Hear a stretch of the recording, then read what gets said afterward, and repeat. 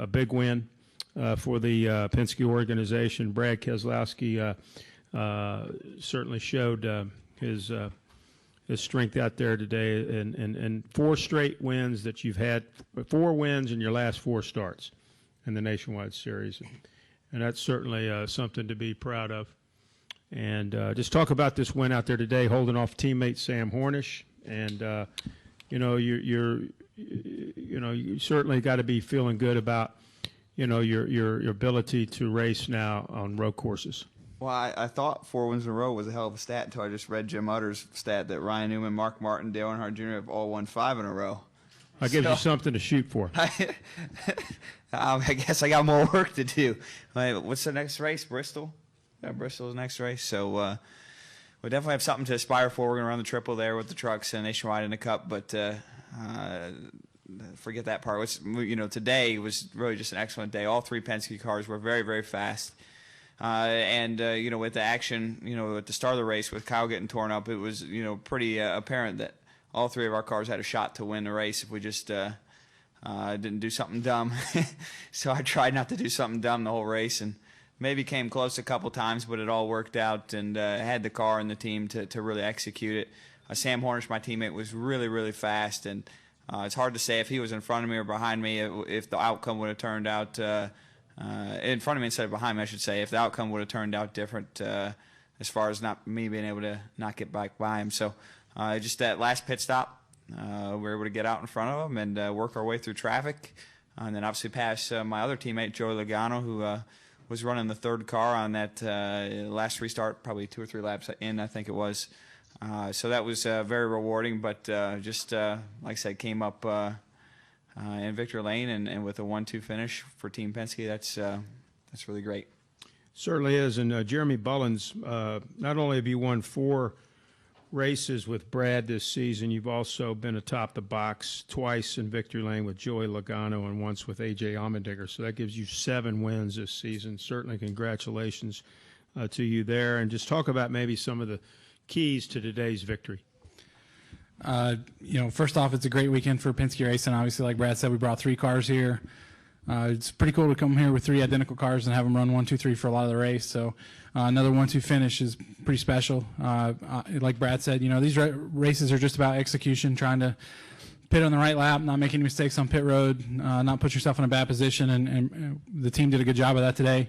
Like Brad said, we got off pit road when we needed to there on the last stop, and once the cycle played out, we were in position to get the lead again and just manage the race from there, and Brad did a really good job of that, and the whole team built a great car. Pit crew did a good job on pit road. Thank you very much. And Mike, certainly, as these 2 guys have alluded to, a big, strong showing today for Penske Racing and the Nationwide Series, and I know you guys take that very seriously. And maybe just talk about the performance of Penske Racing this year, in particular in the Nationwide Series. Yeah, it's been really good. It's been a good year for us, and we were talking about it right after the race was over. This is our 8th win for the season, and that's the most that we've won in a nationwide season. So we were tied last week. We had to tip that over this week. So to come home with a 1-2 finish, the 48 car that with Joey ran well also all day today, and it's just been a good season. Things have been going our way, and we're really excited to be sitting here right now. Take questions now for either Brad, Jeremy, or Mike. If you have one, raise your hand. We'll get you the microphone over. Questions for this winning team. Who's got a question? Quiet group today. Yeah, it is. I know Bob's got one. No, Chris Gill right here. If we could get him the mic. If you could, just a little bit of everybody, just talk about what Penske's been able to do at this track since '05 when the series came back, pretty much run roughshod over it. Yeah, before I came to Penske Racing, I was always so impressed by how strong the cars were at this particular track, and I'm not sure why that is. Just the combination. You see that, and it's not really explainable. If it was, you would apply that template to other tracks.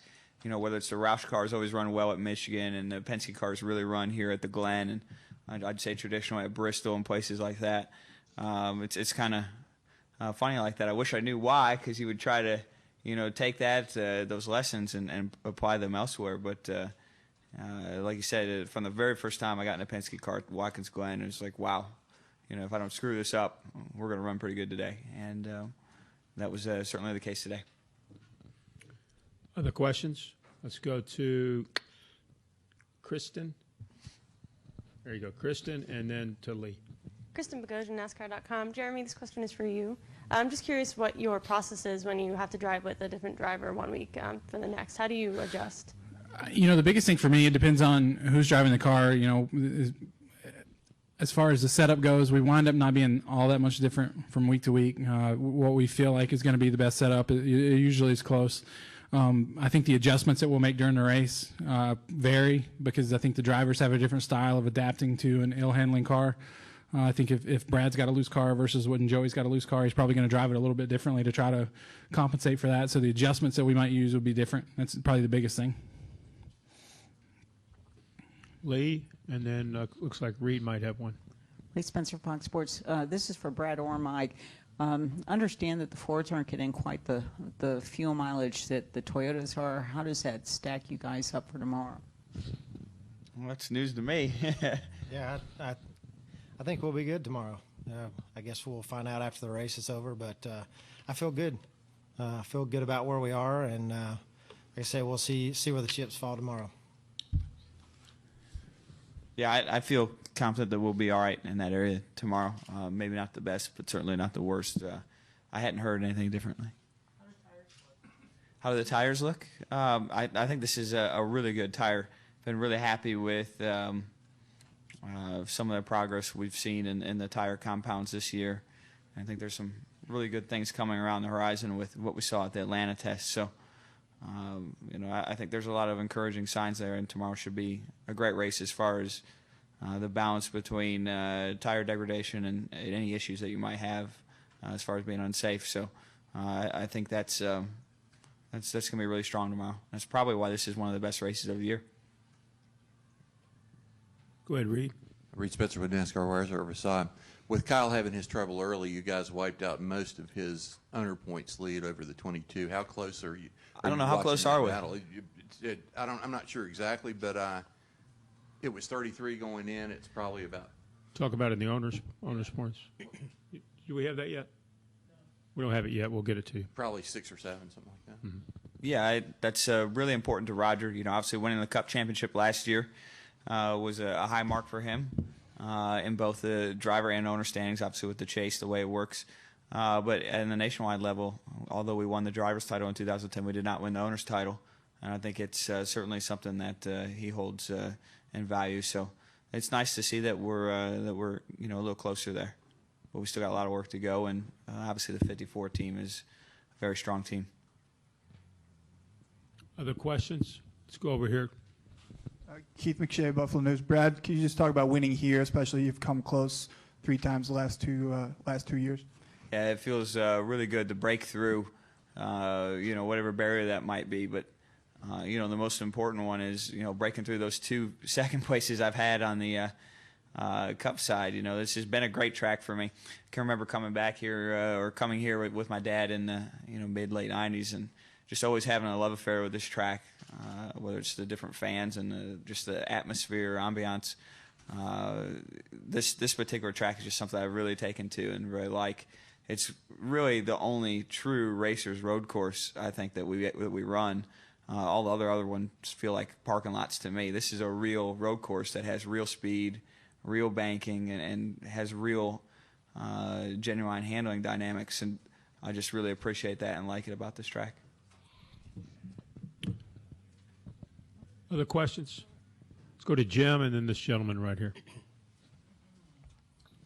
Jim Utter, Show Observer. I think you said this, Brad, out in Victory Lane, that you had never driven a road course before you ran NASCAR, right? Okay. Mm-hmm. And so my question is, and Jeff Gordon had mentioned on yesterday when people were talking about potential contenders, how quickly you have adapted, particularly here in the last couple of years. What do you attribute to running so well on them, on something that you've never really spent much time doing?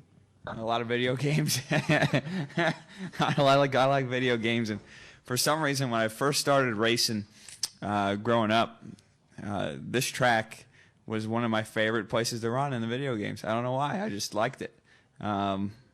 probably because of what I was saying earlier about the speed and the handling dynamics.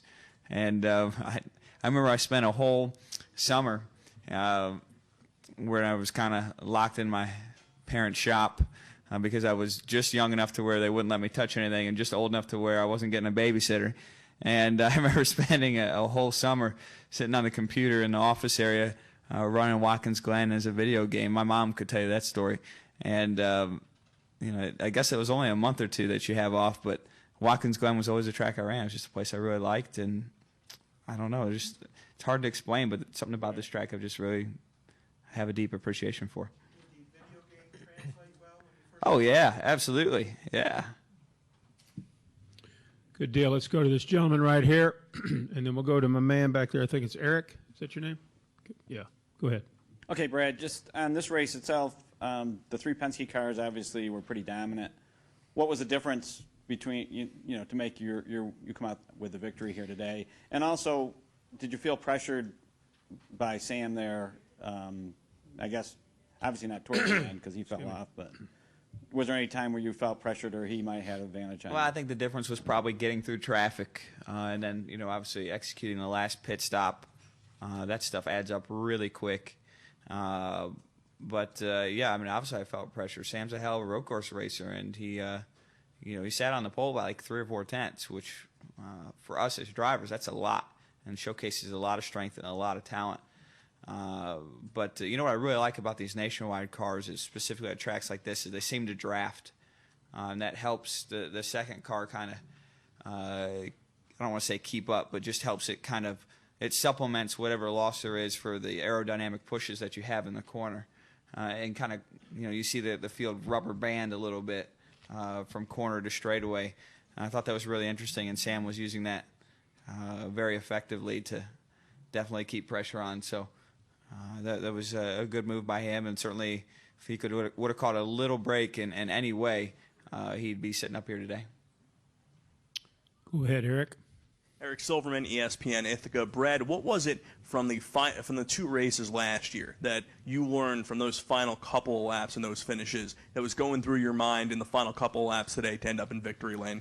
Well, I think the last year's nationwide race, if it wasn't for that final restart, I think we were definitely more than capable of winning the race. Just trying not to get myself in any trouble there. But then, furthermore, on the Cup side, it's just being smooth and taking care of your stuff and knowing how hard to push and when to push it. And that's so critical when you run these road courses. Excuse me. Gentleman right there next to him in the orange, and then we'll get the young man back in the back. Yeah, Matt Pfeiffer, Z89 Radio. I was just going to ask, a lot of the drivers have been saying that they really like how the Gen 6 cars feel here. Do you think there's anything that you learned from the race today that can be used in the race tomorrow, specifically with the Gen 6 car? No, not really. I think it's just, rhythm, technique. The rhythm probably more so than anything else because they're 2 different cars and they drive vastly different. Speeds are vastly different. I really like the way the nationwide cars drive here. I probably prefer the nationwide car over the 2, but so far we've got to figure out tomorrow. So that's what is going to count. Go ahead, young man. Ryan Bells, WENY TV. Brad, what's the main thing you're going to take away from today that you'll use in tomorrow's race? Main thing? That's a tough question. Main thing. I would say, you're like I said earlier, you're just trying to find the limits of yourself. It's not even so much the car. I mean, the car has its own fixed limit. It's trying to find the limits of yourself and the feedback that the car's giving you, and trying not to be too conservative when there's speed out there, and then try not to push so hard that you get yourself in trouble. And that's more of a read about yourself than it is the car, because you have to really increase your sensitivity to those things. And I think that's so important in this style of racing, and something that Marcos Ambrose and those guys do very, very well. And that's more rhythm and experience than anything else. Over here to Bob Hockers. Bob Hockers, Sporting News. Brad, I have a couple of questions. First is, obviously 4 in a row in your last 4 nationwide starts, but there have been 11 other races, and obviously a lot of talk this week with Tony's injury on how much other racing guys should do. So I'm curious, are you not doing other races because of sponsorship, because of you're just focusing on certain tracks, or do you want to limit any potential? Well, it's a mixed bag. I can tell you that if getting injured is on that list, it's way down that list. I feel fairly confident in the series and whatnot. There's a few tracks that I don't feel as confident in, and that I have been on record as saying that I don't want to run accordingly. But for the most part, that's not an issue as far as running more or less races. There's different reasons for each track in every week, so it's hard to pick one. But I would say that's at the very bottom of the list. And then you were talking a little bit earlier about the Atlanta tire. What is it about what you tested earlier this week that really makes you optimistic? Goodyear's done a good job of kind of rewriting their book on how they construct tires to try to compensate for some of the ways that this style of stock car punishes it. I don't want to get into the engineering talk. They could probably tell you a lot better than I could, and I would suggest that you ask them. But the science behind it and the technique behind it has the potential, I feel like, to revolutionize the sport and fight a lot of the issues that we're facing from a competition side. So, like I said, I'm extremely optimistic, and I think that's going to be a big step for our sport. So, I'll let the engineering talk be done by the engineers.